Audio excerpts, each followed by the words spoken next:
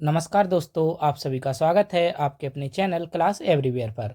तो दोस्तों, आज की इस क्लास में हम रेलवे और एसएससी के द्वारा पूछे गए प्रीवियस ईयर क्वेश्चंस को डिस्कस करेंगे।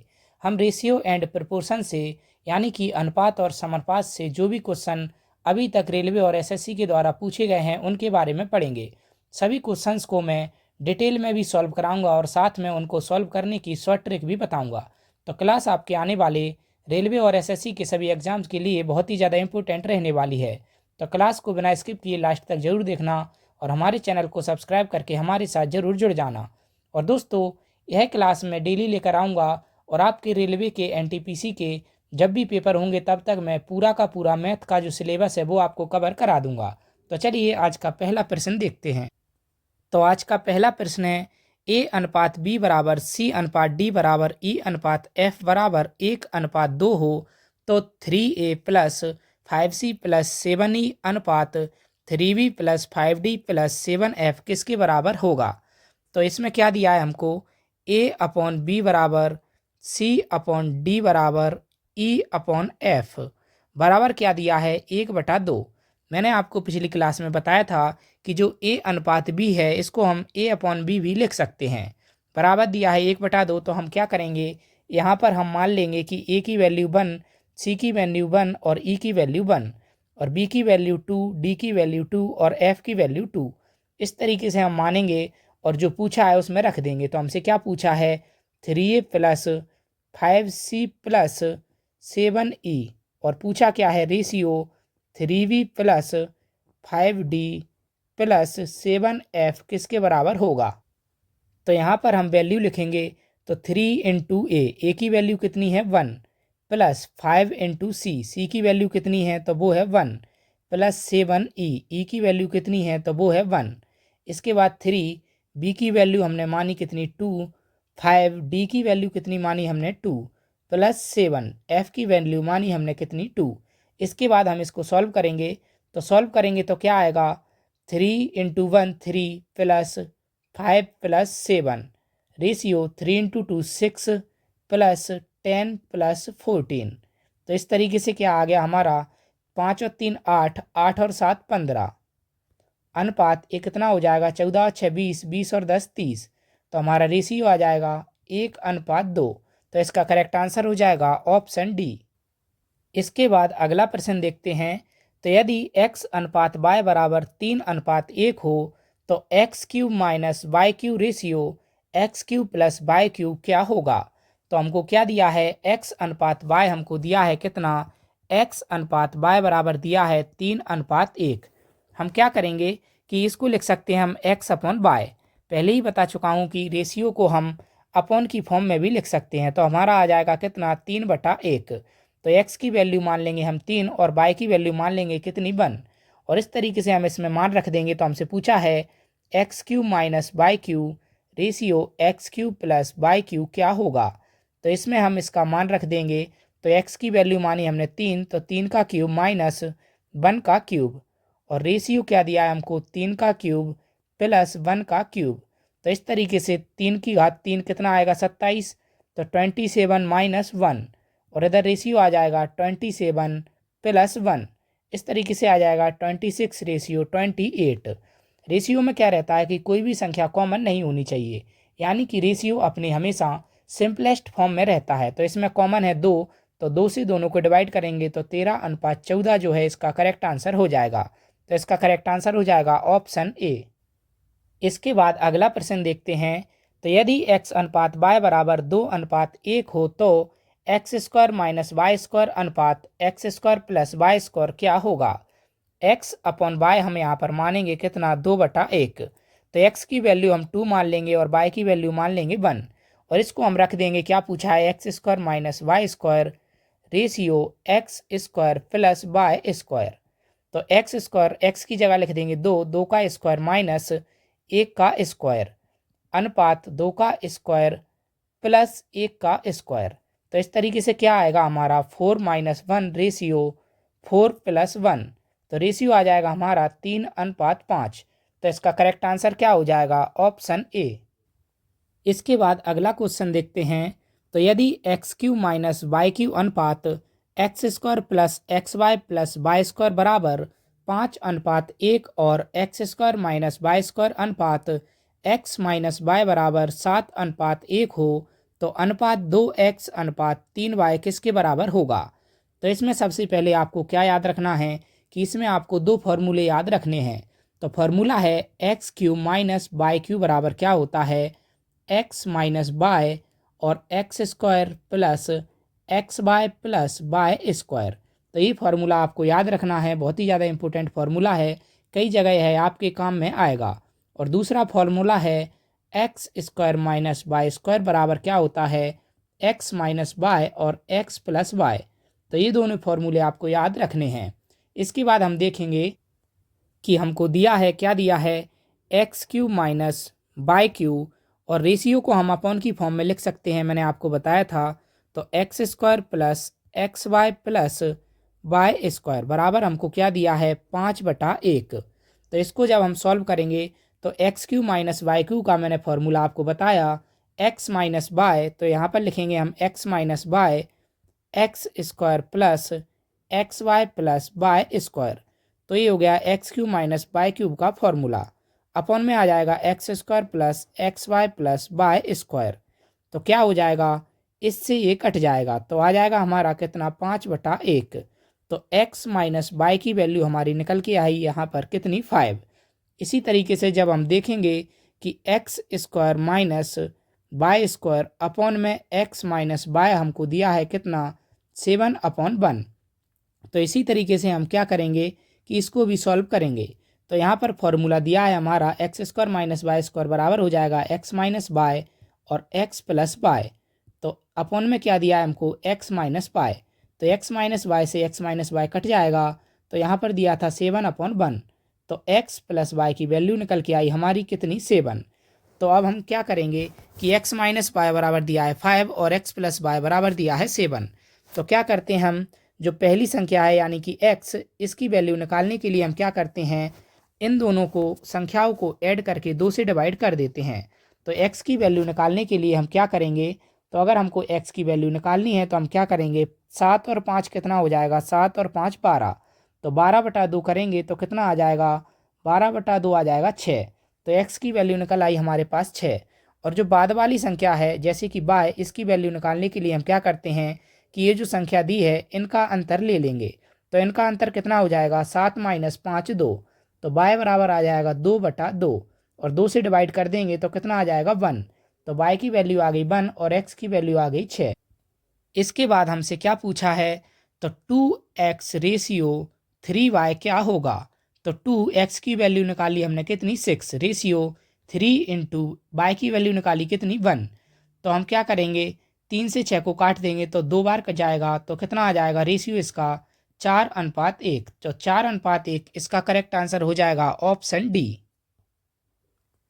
इसके बाद अगला प्रश्न देखें। तो अगला प्रश्न सॉल्व करने से पहले मैं आपको कुछ सॉल्यूशन जो करते हैं हम उसकी ट्रिक्स बताता हूँ। मतलब कि जब भी ऐसा क्वेश्चन आ जाए कि मध्य अनुपाती, तृतीय अनुपाती, चतुर्थ अनुपाती क्या होगा, तो उसके लिए हम क्या करते हैं उसके बारे में बताता हूँ।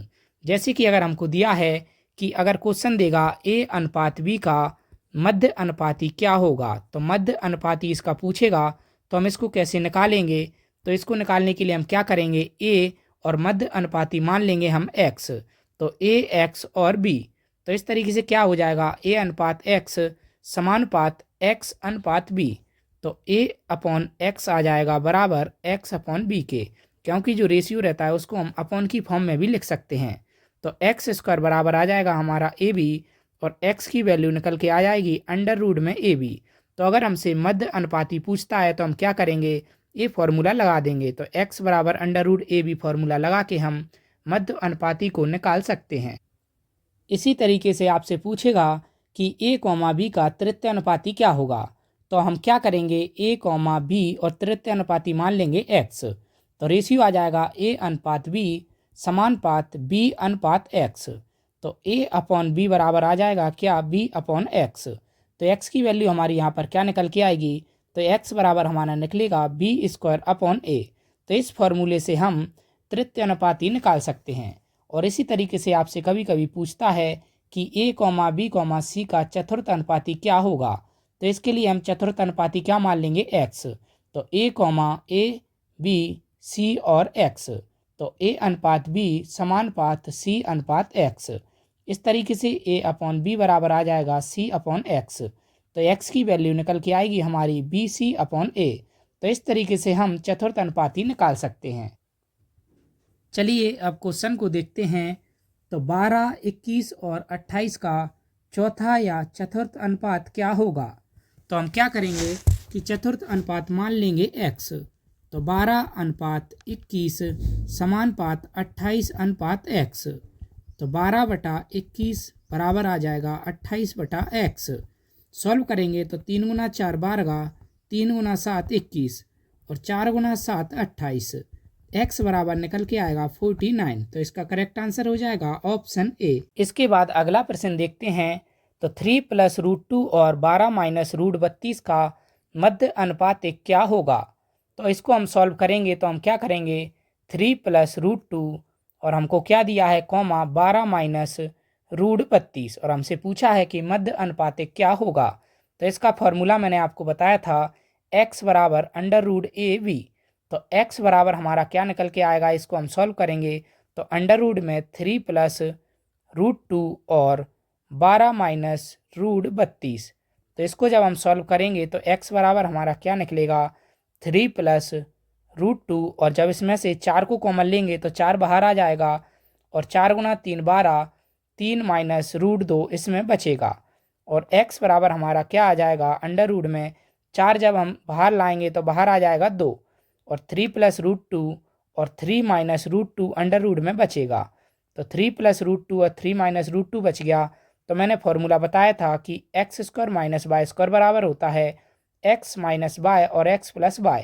तो यहाँ पर हमारा क्या निकलेगा, x बराबर 2 अंडर में क्या आ जाएगा हमारा 3 का स्क्वायर माइनस √2 का स्क्वायर। इसको जब हम सॉल्व करेंगे तो स्क्वायर से रूट कट जाएगा तो x बराबर आ जाएगा 2 अंडर रूट 3 का स्क्वायर हो जाएगा 9 - 2।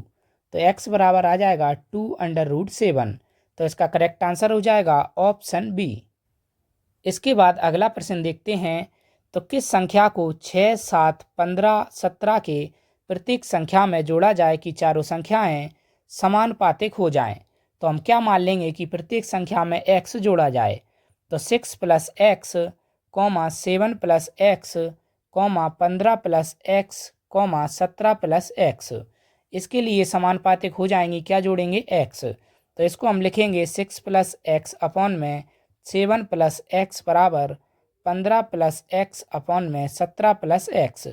और जब इसको हम सॉल्व करेंगे तो क्या आएगा, 6 + x इंटू 17 + x बराबर आ जाएगा 15 + x और 7 + x।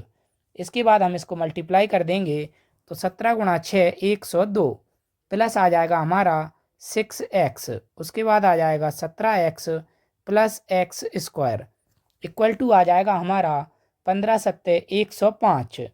105 plus 15x plus 7x plus x²। तो x² से x² कट जाएगा और 17 + 6x कितना आ जाएगा हमारा 23x। तो 23x 15 और 7x बराबर कितना हो जाएगा 22x। तो इसको इधर लेकर आएंगे तो 23x - 22x बराबर हो जाएगा 105 - 102। तो 23x - 22x बराबर क्या आएगा, x बराबर 3।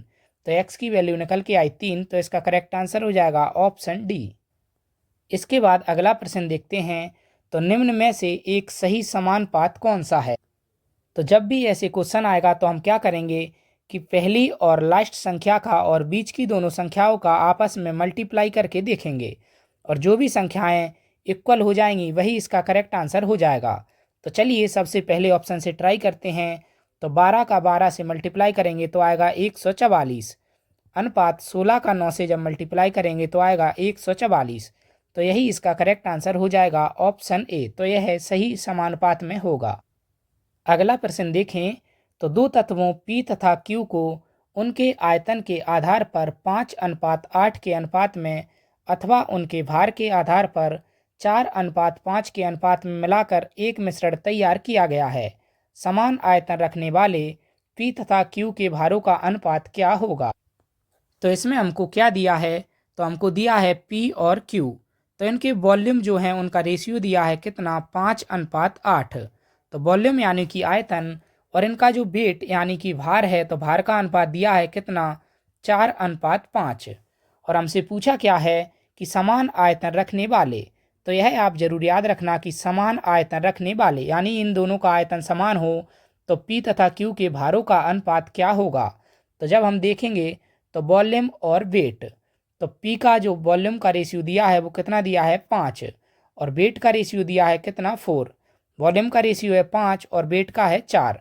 और जो Q है इसका वॉल्यूम का रेशियो दिया है 8 और वेट का रेशियो दिया है 5। वॉल्यूम का रेशियो कितना है Q का, 8, और जो वेट का रेशियो है वो है 5। तो हमने लिख दिया। और इसके बाद हमको क्या दिया है, क्या करेंगे हम, कि हमसे कहा गया है कि समान आयतन रखने वाले। तो इसमें जो वॉल्यूम यानी कि आयतन है वो अलग अलग है। तो वॉल्यूम हम इक्वल करेंगे तो 5V बराबर आ जाएगा 4W। और इसी को जब हम सॉल्व करेंगे तो V बराबर आ जाएगा 4/5W। और इसी के साथ जब हम इसको सॉल्व करेंगे तो 8V बराबर आ जाएगा हमारा 5W। और कितना आ जाएगा, तो V बराबर आ जाएगा 5/8W। तो इसमें क्या दिया था कि समान आयतन रखने वाले, तो हमने यहाँ पर वॉल्यूम है और यहाँ पर भी वॉल्यूम है, तो दोनों का जो वॉल्यूम है यानी कि आयतन है वो समान कर दिया। तो इसमें पूछा था समान आयतन रखने वाले P तथा Q के भारों का अनुपात क्या होगा। तो यहाँ पर हम लिख लेंगे P और यहाँ पर लिख लेंगे Q। तो इस तरीके से हम क्या करेंगे, इसका भी वॉल्यूम भी है, इसका भी वॉल्यूम भी है, और वेट का रेशियो कितना हमें निकाला हमने, तो P का आ गया हमारा 4/5W, Q का आ गया 5/8W।